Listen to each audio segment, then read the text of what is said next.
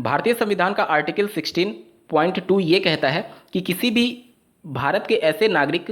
को किसी राज्य में होने वाली किसी भर्ती प्रक्रिया से सिर्फ इस वजह से बाहर नहीं किया जा सकता कि उसका प्लेस ऑफ बर्थ क्या है, उसका लिंग क्या है, उसकी जाति क्या है या फिर उसका रेजिडेंस कहाँ है। इस आर्टिकल को पढ़ने के बाद से आपको ये स्पष्ट होगा कि किसी भी राज्य का अभ्यर्थी किसी भी राज्य की भर्ती में सम्मिलित हो सकता है। लेकिन इस आर्टिकल के ठीक अगले पॉइंट में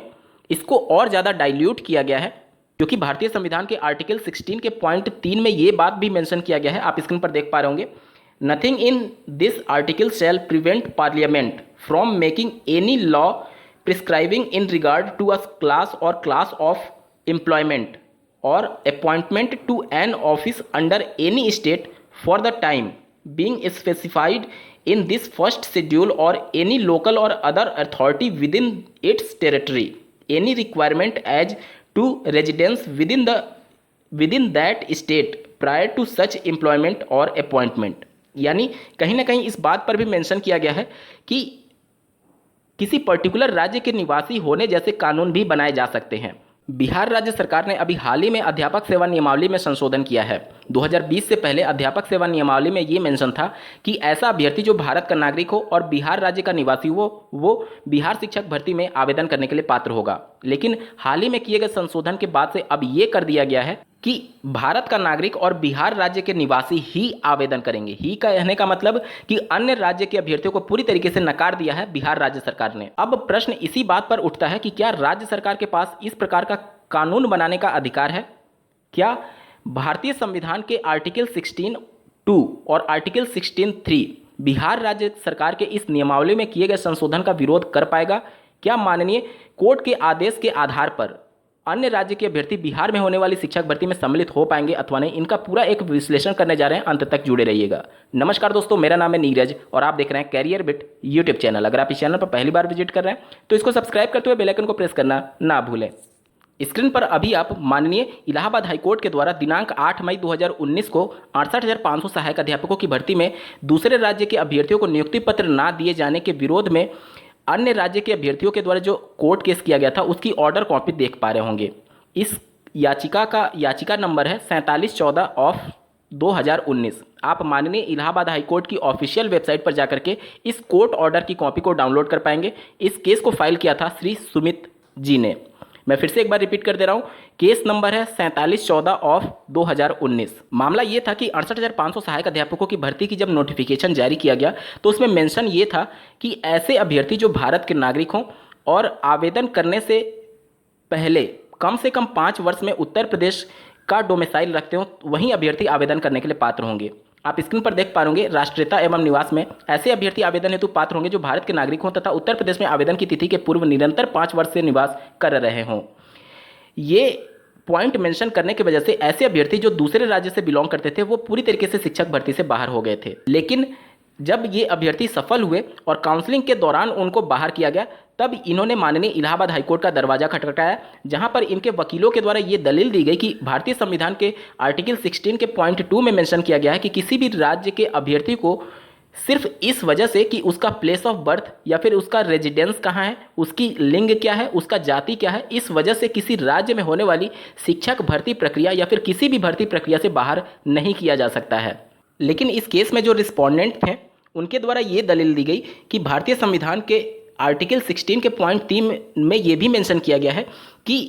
किसी राज्य का निवासी होने जैसे कानून भी बनाए जा सकते हैं, जो कि आर्टिकल 16(2) को डाइल्यूट कर दे रहा है, यानी उसको कमजोर कर दे रहा है। यानी कहीं ना कहीं ये अधिकार है नियोक्ता के पास कि वो राज्य के निवासी होने की अनिवार्यता रख सकता है। जिसके बाद से इस मामले से संबंधित कई ऐसे मामले जो कि पहले ही माननीय कोर्ट के द्वारा निस्तारित किए जा चुके हैं उन सबका अध्ययन माननीय कोर्ट में दलील के रूप में पेश किया गया, जिसमें ये बातें निकल करके आई कि आर्टिकल 16.3 में ये मेंशन जरूर किया गया है कि आर्टिकल 16.2 को डाइल्यूट करना, मतलब कि इस प्रकार का कानून बनाया जा सकता है कि किसी राज्य का निवासी होने जैसे कानून बनाए जा सकते हैं और उन अभ्यर्थियों को प्रेफरेंस दी जा सकती है और अन्य राज्य के अभ्यर्थियों को एक तरीके से मना किया जा सकता है। लेकिन इसका अधिकार राज्य के पास नहीं है। लास्ट लाइन से देखिए, from a bare reading of clause 3 of article 16 it is more than evident that Parliament alone is constitutionally enabled to make a law prescribing a residential requirement within a particular state in regard to a class of employment or appointment. It is thus evident that no individual state has the legislative competence to introduce or impose any such restriction. यानी कि सिर्फ parliament के पास ही अधिकार है, सिर्फ संसद के पास अधिकार है कि अगर कोई कानून बना करके ये तय कर दिया जाए कि किसी पर्टिकुलर राज्य में किसी पर्टिकुलर राज्य का ही अभ्यर्थी आवेदन करेगा तो ये संभव है, लेकिन राज्य सरकार अपने स्तर पर इस प्रकार का कानून नहीं बना सकती है। इस आर्टिकल से ये स्पष्ट होता है, क्लॉज 3 ऑफ आर्टिकल 16 से। यहाँ पर आपके मन में एक प्रश्न ये उठ सकता है कि केंद्र सरकार या फिर पार्लियामेंट के पास इस प्रकार का अधिकार क्यों दिया गया है संविधान में कि वह इस प्रकार का कानून बना सकती है। देखिए, कई ऐसे राज्य में कई ऐसे क्षेत्र होते हैं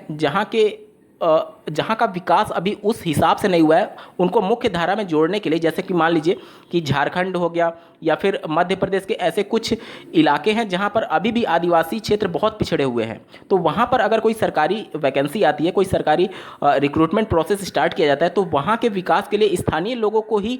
उसमें सम्मिलित कराया जाए ताकि वहाँ के लोगों को भी रोजगार मिल सके और वो भी मुख्य धारा में आ सके। तो ये पार्लियामेंट के पास अधिकार है कि ये स्पेशल केस में किसी राज्य के लिए ये अनिवार्य कर सकती है कि वहाँ का निवासी होना आवश्यक होगा वहाँ की भर्ती में सम्मिलित होने के लिए। चलिए अब आते हैं मेन डिसीजन पर कि माननीय इलाहाबाद हाईकोर्ट ने इस मामले में क्या फैसला दिया था। आप स्क्रीन पर देख पा रहे होंगे, the clause is even otherwise beyond the legislative competence of state since as noted above the power to introduce a residence requirement in respect of appointment or employment under the state stand conferred exclusively on parliament। यानी कि राज्य सरकार के पास ये अधिकार ही नहीं है कि वह रेजिडेंशियल रिक्वायरमेंट रख सके किसी शिक्षक भर्ती या फिर किसी भी भर्ती प्रक्रिया में। आगे माननीय कोर्ट ने ये टिप्पणी की है, आप स्क्रीन पर देख पा रहे होंगे, on an overall consideration of the aforesaid this court comes to the irresistible conclusion that clause 2 of the guideline dated 19 August 2028 is not only ultra vires the 1981 rules, it is wholly unconstitutional and in violation of Article 16(2)। यानी कि उत्तर प्रदेश राज्य सरकार ने 5 वर्ष की जो अनिवार्यता रखी थी वो पूरी तरीके से असंवैधानिक करार दिया था आर्टिकल 16 के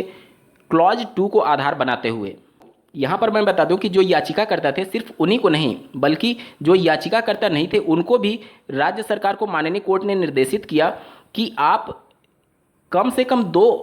पब्लिक पेपर में इस प्रकार से नोटिस निकालिए कि कोई भी दूसरे राज्य का अभ्यर्थी जो सफल था वो आकर के अपने काउंसलिंग को कंप्लीट करके शिक्षक भर्ती में नियुक्ति पत्र ले सकता है। यहाँ पर देख पा रहे होंगे, और साथ ही साथ सभी अभ्यर्थियों को इसमें सम्मिलित कराने के आदेश दिए गए थे जो कि दूसरे राज्य से बिलोंग कर रहे थे। तो अब आप पूरे मामले को समझ सकते हैं कि जब 68,500 सहायक अध्यापकों की भर्ती में उत्तर प्रदेश राज्य सरकार इस प्रकार के नियम को बनाई थी तो माननीय कोर्ट ने उस नियम को रद्द कर दिया था, अनकॉन्स्टिट्यूशनल यानी कि असंवैधानिक करार दे दिया था। तो जब बिहार राज्य में वहाँ की नियमावली में संशोधन किया गया है तो फिर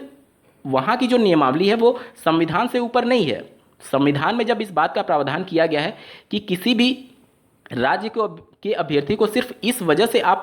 बाहर नहीं कर सकते कि उसका प्लेस ऑफ बर्थ या फिर उसका डोमिसाइल कुछ अलग है, और साथ ही साथ 16.3 में जहां पर डाइल्यूशन की बात की जा रही है कि इस प्रकार की अनिवार्यता रखी जा सकती है, वो पार्लियामेंट के पास सिर्फ अधिकार है कि पार्लियामेंट से इस प्रकार का कानून बनाया जा सकता है जिसमें किसी राज्य के ऐसे तबके को जो कि बहुत पिछड़ा है उनके उत्थान के लिए वहाँ के निवासियों को केवल एक तरीके से भर्ती में सम्मिलित होने का मौका दिया जा सकता है। तो इस प्रकार का कोई कानून उत्तर प्रदेश या फिर बिहार से संबंधित नहीं बनाया गया है पार्लियामेंट के द्वारा। इस वजह से आर्टिकल 16 के क्लॉज 2 के आधार पर सभी राज्यों के अभ्यर्थी इस शिक्षक भर्ती प्रक्रिया में शामिल होने के लिए पात्र हो सकते हैं अगर ये मामला माननीय कोर्ट में जाता है। अब अभ्यर्थियों के मन में सवाल ये आएगा कि ये कोर्ट केस होगा कहाँ, तो आपको ये कोर्ट केस बिहार में ही माननीय पटना हाई कोर्ट में करना होगा, और साथ ही साथ उत्तर प्रदेश के इस कोर्ट ऑर्डर को भी आप वहां पर मेंशन जरूर करेंगे कि इस प्रकार के मामले पर पहले ही सुनवाई हो चुकी है और माननीय इलाहाबाद हाईकोर्ट ने सभी राज्यों के अभ्यर्थियों को अलाउ कर दिया था उत्तर प्रदेश की शिक्षक भर्ती प्रक्रिया में शामिल होने के संदर्भ में। इस वीडियो को देखने के लिए आपका बहुत बहुत धन्यवाद। भगवान करे आपका दिन शुभ हो।